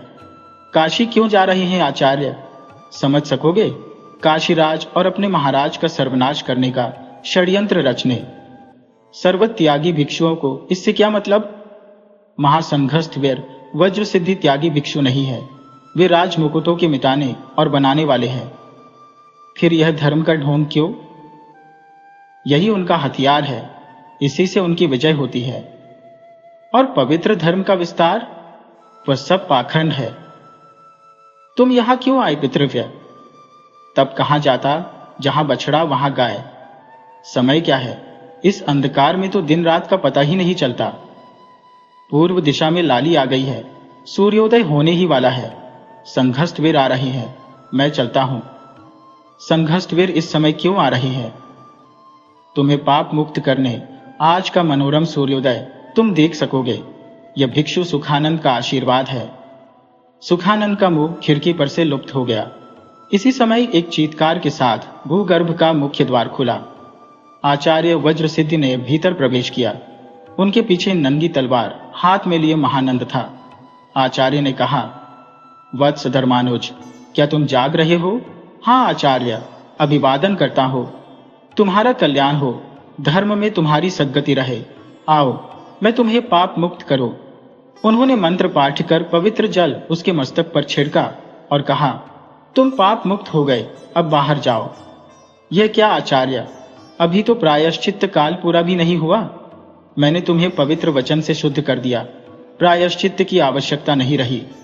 नहीं आचार्य, मैं पूरा प्रायश्चित्त करूंगा। वत्स, तुम्हें मेरी आज्ञा का पालन करना चाहिए। आपकी आज्ञा से धर्म की आज्ञा बढ़कर है। हम ही धर्म को बनाने वाले हैं धर्मानुज, हमारी आज्ञा ही सबसे बढ़कर है। आचार्य, मैंने बड़ा पातक किया है। कौन सा पातक वत्स? मैंने सुंदर संसार को त्याग दिया, यौवन का तिरस्कार किया, ऐश्वर्य को ठोकर मारी, उस सौभाग्य को कुचल दिया जो लाखों मनुष्यों में एक पुरुष को मिलता है। शांतम पापम, यह अधर्म नहीं धर्म किया। तथागत ने भी यही किया था पुत्र। उनके हृदय में त्याग था, वे महापुरुष थे। किंतु मैं तो एक साधारण जन हूं, मैं त्यागी नहीं हूं। संयम और अभ्यास से तुम वैसे बन जाओगे। यह बलात् संयम तो बलात् व्यभिचार से भी अधिक भयानक है। यह तुम्हारे विकृत मस्तिष्क का प्रभाव है वत्स। आपके इन धर्म सूत्रों में, इन विधानों में, इस पूजा पाठ के पाखंड में, इन आडंबरों में मुझे तो कहीं भी संयम शांति नहीं दिखती, और न धर्म दिखता है। धर्म का एक कण भी नहीं दिखता। पुत्र, सद्धर्म से विद्रोह मत करो, बुरा मत कहो। आचार्य, आप यदि जीवन को स्वाभाविक गति नहीं दे सकते तो संसार को सद्धर्म का संदेश कैसे दे सकते हैं? पुत्र, अभी तुम इन सब धर्म की जटिल बातों को न समझ सकोगे। मेरी आज्ञा का पालन करो, इस महातामस से बाहर आओ और स्नान कर पवित्र हो देवी वज्रतारा का पूजन करो। तुम्हें मैंने अपने 12 प्रधान शिष्यों का प्रमुख बनाया है। हम वाराणसी चल रहे हैं। आचार्य ने उत्तर की प्रतीक्षा नहीं की, वे बाहर निकले। सम्मुख होकर सुखानंद ने साष्टांग दंडवत किया। आचार्य ने कहा, अरे भिक्षु, जा उस धर्मानुज को महाअंध तामस के बाहर कर, उसे स्नान करा, शुद्ध वस्त्र दे और देवी के मंदिर में लिया। सुखदास ने मन की हंसी रोककर कहा, जो आज्ञा आचार्य। उसने तामस में प्रविष्ट होकर कहा, भैया, जो कुछ करना धरना हो पीछे करना। अभी इस नरक से बाहर निकलो और इन पाखंडियों के भंडाफोड़ की व्यवस्था करो। दिवोदास ने और विरोध नहीं किया। वह सुखदास की बाह का सहारा ले धीरे धीरे महातामस से बाहर आया। एक बार फिर सुंदर संसार से उसका संपर्क स्थापित हुआ। वाराणसी शैव धर्म का पुरातन मूल स्थान है। यह धूत पापेश्वर का मंदिर बड़ा विशाल था। उसका स्वर्ण कलश गगनचुंबी था। संपूर्ण मंदिर श्वेत मरमर का बना था। मंदिर में बहुत पार्षद, पुजारी, देवदासी और वेद पाठी ब्राह्मण रहते थे। 100 फुट ऊंची शिव मूर्ति तांडव मुद्रा में थी। वह ठोस तांबे की थी। विशाल नंदी की मूर्ति काले कसौटी के पत्थर की थी। पाशुपति कामराय में मंदिर का महात्म्य अधिक था। वहां देश देश के यात्रियों का तांता सा लगा रहता था। एक बार काशीराज ने यज्ञ की घोषणा की थी। इससे देश देश के भावुक जन बुलाए और बिना बुलाए काशी में आ जुटे थे। अनेक नरपतियों को आमंत्रित किया गया था और अनेक सेठ साहूकार अपनी बहुमूल्य वस्तुओं को बेचने के लिए आ जुटे थे। मंदिर में भव्य समारोह था। सहस्रों घृत दीप चल रहे थे। महाघंट के घोष से कानों के पर्दे फटे जाते थे। जनरब भी उसी में मिल गया था। वीणा, मृदंग आदि वाद्य बज रहे थे। मंदिर के प्रधान पुजारी का नाम सिद्धेश्वर था।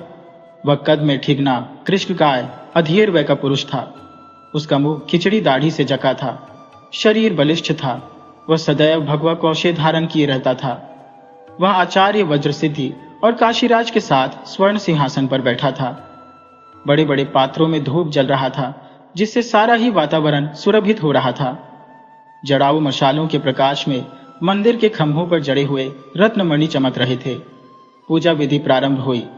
16 पुजारियों ने पूजा आरती लिए मंत्र पाठ करते हुए आवेश किया।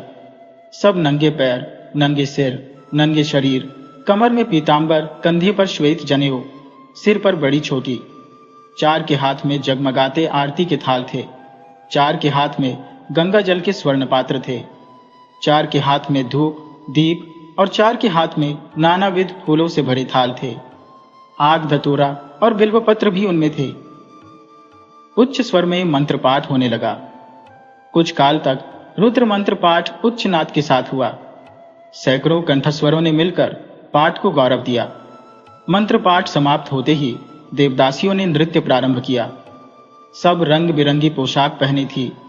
सिर पर मोतियों की मांग, कान में जड़ाऊ त्राटक, छाती पर जड़ाऊ हार, कटी प्रदेश पर रक्तपट्टा, पीठ पर लहराता हुआ उत्तरीय, हाथ में झमरू और झांझ। सैकड़ों देवदासियों के नृत्य से दर्शक विमुग्ध हो गए। आचार्य वज्रसिद्धि भी यह निषिद्ध दृश्य देखकर प्रसन्न हो रहे थे। एकाएक नृत्य रुक गया।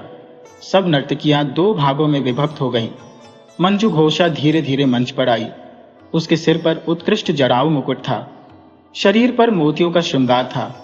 अब केवल डमरू वादन होने लगा और मंजू घोषा ने तांडव नृत्य बिल्कुल शैव पद्धति पर करना प्रारंभ किया। वातावरण एक विभिन्न कंपन से भर गया। मंजू घोषा की नृत्य गति बढ़ती ही गई। वह तीव्र से तीव्रतर होती गई। उपस्थित समुदाय स्तब्ध रह गया। उस षोडशी बाला का भव्य रूप, अप्रतिम कला, दिव्य नृत्य और उसका भावावेश, इन सब ने उपस्थित जनों की भाव विमोहित कर दिया। नृत्य के अंत में मंजू घोषा शिव मूर्ति के समक्ष पृथ्वी में प्रणिपात करने को लेट गई। सिद्धेश्वर ने कहा, उठो मंजू, प्रसाद ग्रहण करो। मंजू धीरे धीरे उठी। उसने पुजारी से प्रसाद ग्रहण किया। वज्र सिद्धि अब तक जड़ बैठे थे। अब वे बोल उठे, ये लड़की साक्षात वज्रतारा प्रतीत होती है। अरे धर्मानुज, ये देवी वज्रतारा का गंधमाल्य इस दासी को देकर कृतार्थ कर। उन्होंने कंठ के लाल फूलों की माला उतारकर आगे बढ़ाई, परंतु धर्मानुज भी इस देवदासी के रूप सागर में डूब रहा था। उसने आचार्य की बात नहीं सुनी। दोबारा पुकारने पर वह चौंक कर उठा। उसने माला दोनों हाथों में ले ली। मंजू घोषा के निकट पहुंचकर उसने कांपते हाथों से वह माला उस देवदासी के कंठ में डालना चाहा, पर मंजू ने अपने दोनों हाथ उसके लिए फैला दिए। दोनों के नेत्र मिले। दोनों बाहर की सुध भूलकर वैसे के वैसे ही खड़े रह गए। दोनों के नेत्र चमक उठे। उनमें एक लाज व्याप गई। होंठ कांपने लगे और शरीर कंटकित हो गया। दिवोदास ने साहस करके माला मंजू के कंठ में डाल दी। मंजू ठगी सी खड़ी रह गई। दिवोदास अपने स्थान पर लौट आया। धीरे धीरे मंजू घोषा अपने आवास को लौट गई। दिवोदास प्यासी आंखों से उसकी मनोहर मूर्ति को देखता रहा। महाराज, महाआचार्य और पुजारी तथा सब लोग उठकर अपने अपने स्थान को चल दिए। दिवोदास भी घायल पक्षी की भांति लड़खड़ाता हुआ अपने आवास पर पहुंचा। उसकी भूख प्यास जाती रही। बड़ा मनोहर प्रभात था। शीतल मंद समीर जकोड़े ले रहा था। मंजू घोषा प्रातःकालीन पूजा के लिए संगिनी देवदासियों के साथ फूल तोड़ती तोड़ती कुछ गुनगुना रही थी। उसका हृदय आनंद से उल्लसित था। कोई भीतर से उसके हृदय को गुदगुदा रहा था। एक सखी ने पास आकर कहा, बहुत खुश दिख पड़ती हो, कहो कहीं लड्डू मिला है क्या? मंजू ने हंसकर कहा, मिला तो तुम्हें क्या बहन, हमें भी हिस्सा दो। वाह, बड़ी हिस्से वाली आई। इतने में एक और आ जुटी। उसने कहा, यह काहे का हिस्सा है बहन? पहली देवदासी ने कहा, अरे हाँ, क्या बहुत मीठा लगा बहन, मंजू ने खींच कर कहा। जाओ, मैं तुमसे नहीं बोलती। सबने कहा, हाँ बहन, यह उचित भी है। बोलने वाले नए जो पैदा हो गए।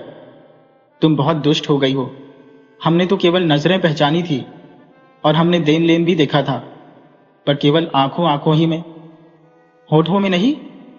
अरे वाह, इसी से सखी के होठों में आनंद की रेख फूटी पड़ती है और नेत्रों से रसधार बह रही है, मंजू ने कहा। तुम न मानोगी? एक ने कहा, अरे सखी को तंग न करो, हिस्सा नहीं मिलेगा। दूसरी ने कहा, कैसे नहीं मिलेगा, हम उससे मांगेंगी। तीसरी बोली, किससे? भिक्षु से। मंजू ने कोप से कहा, लो मैं जाती हूँ। हाँ हाँ जाओ बहन, बेचारा भिक्षु। कौन भिक्षु? कैसा भिक्षु?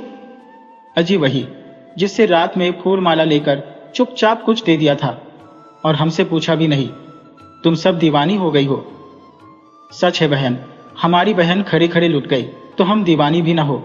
मंजू उठकर खड़ी हुई।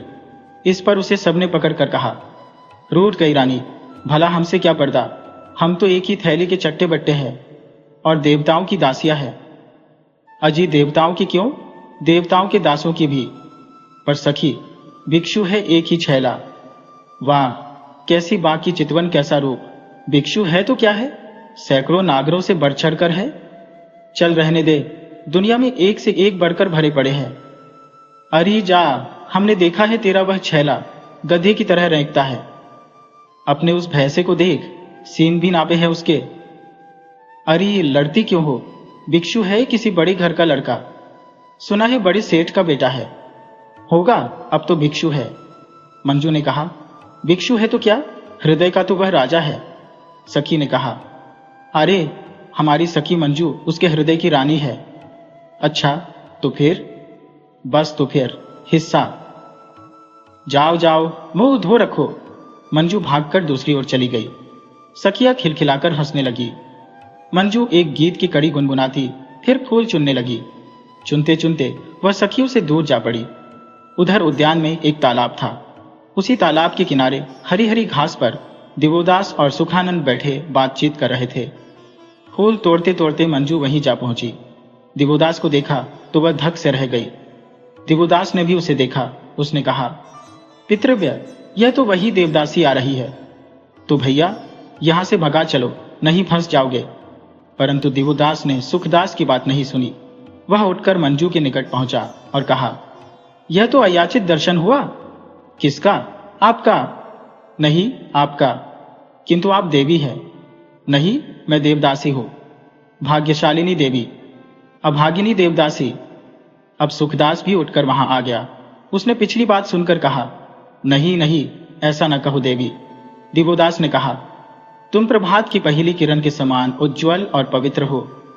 मैं मिट्टी के ढेले के समान निस्सार और निरर्थक हो। अरे आंखों में आंसू। पितृव्य, ये इतना दुखी क्यों? सुखदास ने कहा, जो कली अभी खिली भी नहीं, सुगंध और पराग अभी फूटा भी नहीं, उसमें कीड़ा लग गया है। दिवोदास ने कहा, बोलो तुम्हें क्या दुख है? मैं अज्ञात कुलशीला, अकेली, असहाया, अभागिनी देवदासी हो। इसमें मेरा सारा दुख सुख है। तो मेरे ये प्राण और शरीर तुम्हारे लिए अर्पित है। मैं कृतार्थ हुई, किंतु अब जाती हो। इस तरह न जा सकोगी। तुमने अपने आंसुओं में मुझे बहा दिया है। कहो, क्या करने से तुम्हारा दुख दूर होगा? तुम्हारे दुख दूर करने में मेरे प्राण भी जाए तो यह मेरा अहोभाग्य होगा। सुखदास ने कहा, अपने दिल की गांठ खोल दो देवी, भैया बात के बड़े धनी है। क्या कहो, मेरा भाग्य ही मेरा सबसे बड़ा दुख है। विधाता ने जब देवदासी होना मेरे ललाट में लिख दिया तो समझ लो कि सब दुख मेरे ही लिए सिरजे गए हैं। जिस स्त्री का अपने शरीर और प्राणों पर अधिकार नहीं, जिसकी आत्मा बिक चुकी है, जिसके हृदय पर दास्ता की मुहर है, प्रतिष्ठा, सतीत्व, पवित्रता, जिसके जीवन को छू नहीं सकते, जिसका रूप यौवन सबके लिए खुला हुआ है, जो दिखाने को देवता के लिए श्रृंगार करती है, परंतु जिसका श्रृंगार वास्तव में देव दर्शन के लिए नहीं, श्रृंगार को देखने आए हुए लंपट कुत्तों के रिझाने के लिए है, ऐसी अभागिनी देवदासी के लिए अपने पवित्र बहुमूल्य प्राणों को दे डालने का संकल्प न करो भिक्षु। उसने चलने को कदम बढ़ाया, परंतु दिवोदास ने आगे आकर और राह रोककर कहा, समझ गया, परंतु ठहरो, मुझे एक बात का उत्तर दो। तुम इस नन्हे से हृदय में इतना दुख लिए फिरती हो, फिर तुम उस दिन किस तरह नृत्य करती हुई उल्लास की मूर्ति बनी हुई थी?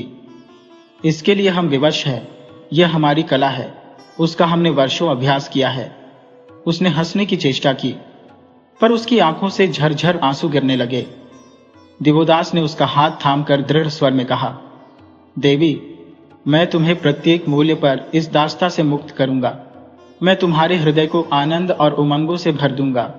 दिवोदास ने उसके बिल्कुल निकट आस्नेह सिक्त स्वर में कहा, मैं तुम्हारे जीवन की कली कली खिला दूंगा।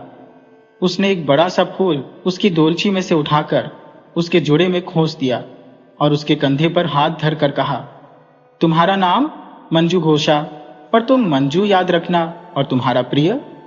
मैं भिक्षु धर्मानुज हूं। धर्मानुज एक हास्य रेखा उसके होंठों पर आई और एक कटाक्ष दिवोदास पर छोड़ती हुई वह वहां से भाग गई। सुखदास ने कहा, भैया, ये बड़ी अच्छी लड़की है। पितृव्य, तुम सदा उस पर नजर रखना, उसकी रक्षा करना, उसे कभी आंखों से ओझल नहीं होने देना, मुझे उसकी खबर देते रहना। सुखदास ने हंसकर कहा, फिक्र मत करो भैया, इसी से तुम्हारी सगाई कराऊंगा। सुखदास एक गीत की कड़ी गुनगुनाने लगा। महासंघस्थ वीर वज्रसिद्धि और महंत सिद्धेश्वर एकांत कक्ष में बैठे गुप्त मंत्रणा कर रहे थे। दोनों दो पृथक आसन पर बैठे थे। वज्रसिद्धि ने कहा, अच्छा, उसके बाद? उसके बाद क्या? लिच्छविराज ने काशीराज की प्रार्थना स्वीकार नहीं की। इस पर काशीराज ने सैन्य लेकर लिच्छविराज की राजधानी वैशाली को घेर लिया। लिच्छविराज भी दुर्बल न था, वह भी सैन्य लेकर सम्मुख आया। घनघोर युद्ध हुआ, परंतु मेरी अभिसंधि से लिच्छविराज का छिद्र मिल गया। काशीराज ने उनके प्रासाद में घुसकर लिच्छविराज को मार डाला और महल तथा नगर लूट लिया।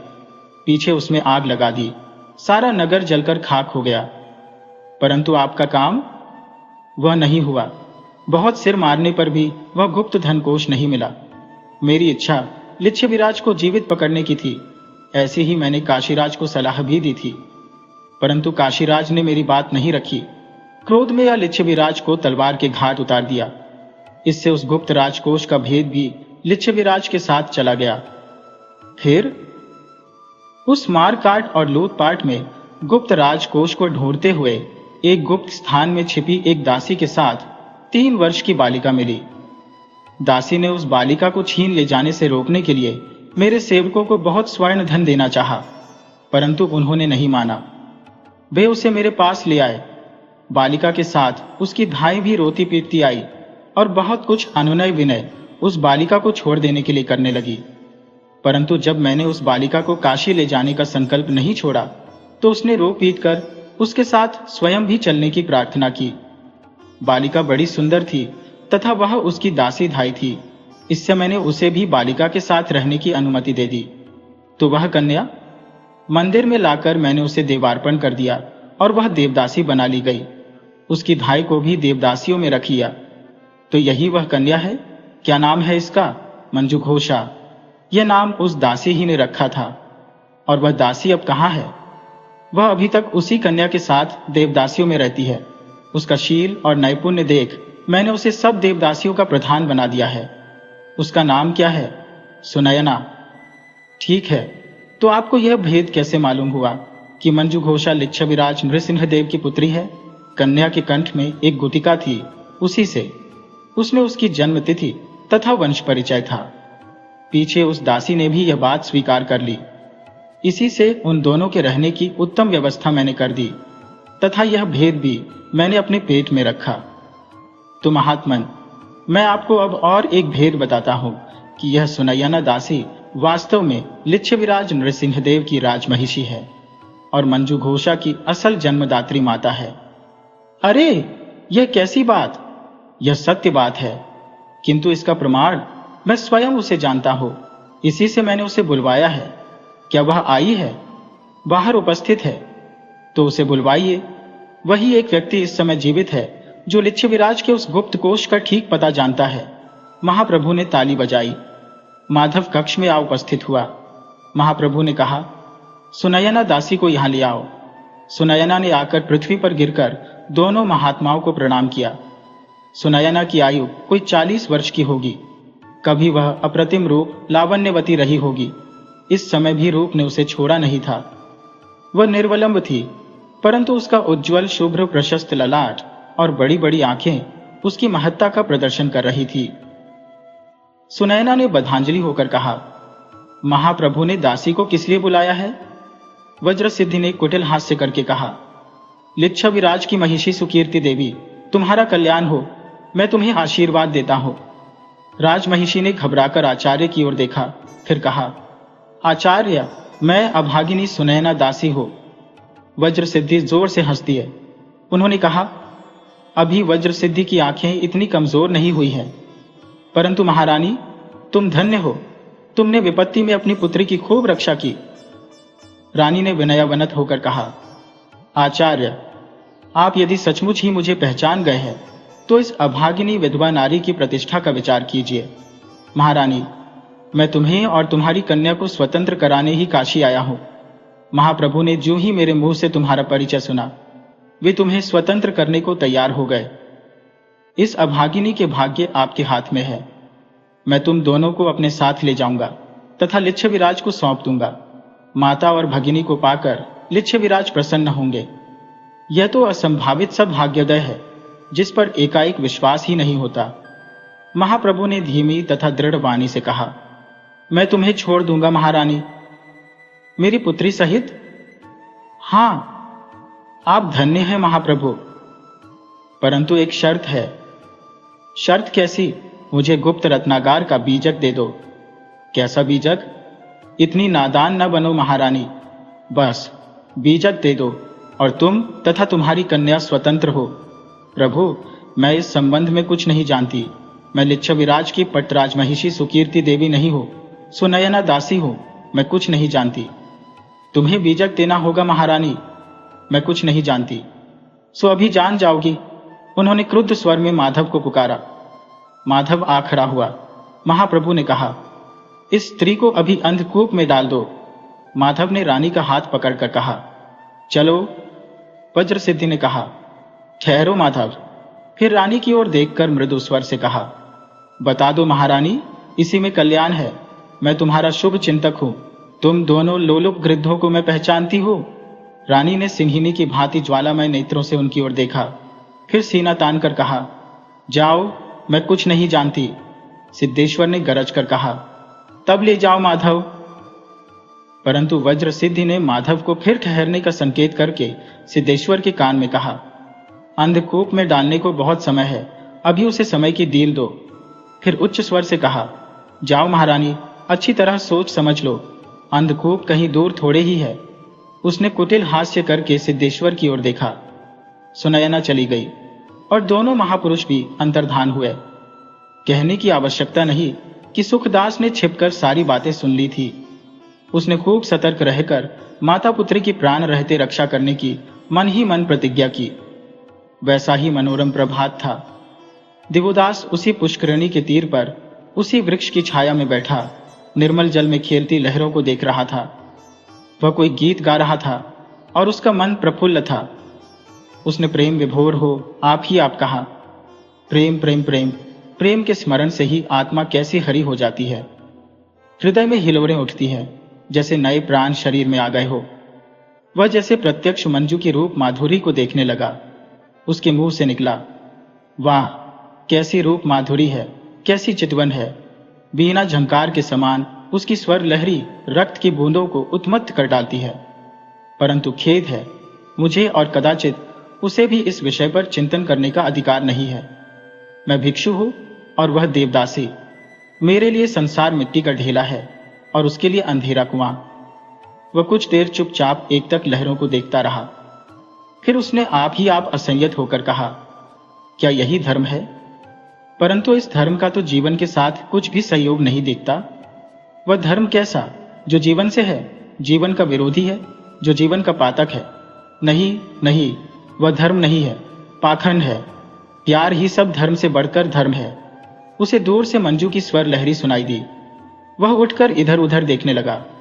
मंजू फूलों से भरी टोकरी लिए उसी ओर गुनगुनाती आ रही थी। दिवोदास ने कहा, आहा, वही स्वर्ग की सुंदरी है। कैसी अपार्थिव इसकी सुषमा है। वन सज गया, संसार सुंदर हो गया। उसने आगे बढ़कर कहा, मंजू, क्या तुम भिक्षु धर्मानुज? हाँ मंजू, किस शक्ति ने मुझसे तुम्हें इस समय यहां मिला दिया, कहो तो। प्रेम की शक्ति ने प्रिय भिक्षु। क्या तुम प्रेम के विषय में कुछ जानते हो? ओह, कुछ कुछ, किंतु तुम्हारा वह गान कैसा हृदय को उन्मत्त करने वाला था। तुम्हें प्रिय लगा? बहुत बहुत। उसने मेरे हृदय की वीणा के तारों को छेड़ दिया है। वे अब मिलना ही चाहते हैं। देवी, कैसा सुंदर यह संसार है, कैसा मनोहर यह प्रभात है, और उनसे अधिक तुम, केवल तुम। क्या तुमसे भी अधिक भिक्षुराज? मैं क्या तुम्हें सुंदर दिख पड़ता हूं? तुम बहुत ही सुंदर हो प्रिया। मंजू ने निकट आकर उसका उत्तरीय छू लिया।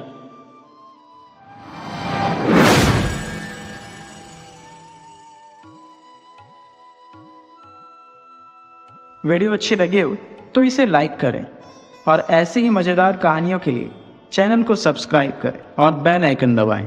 ज़्यादा से ज़्यादा अपने दोस्तों को शेयर करें। धन्यवाद।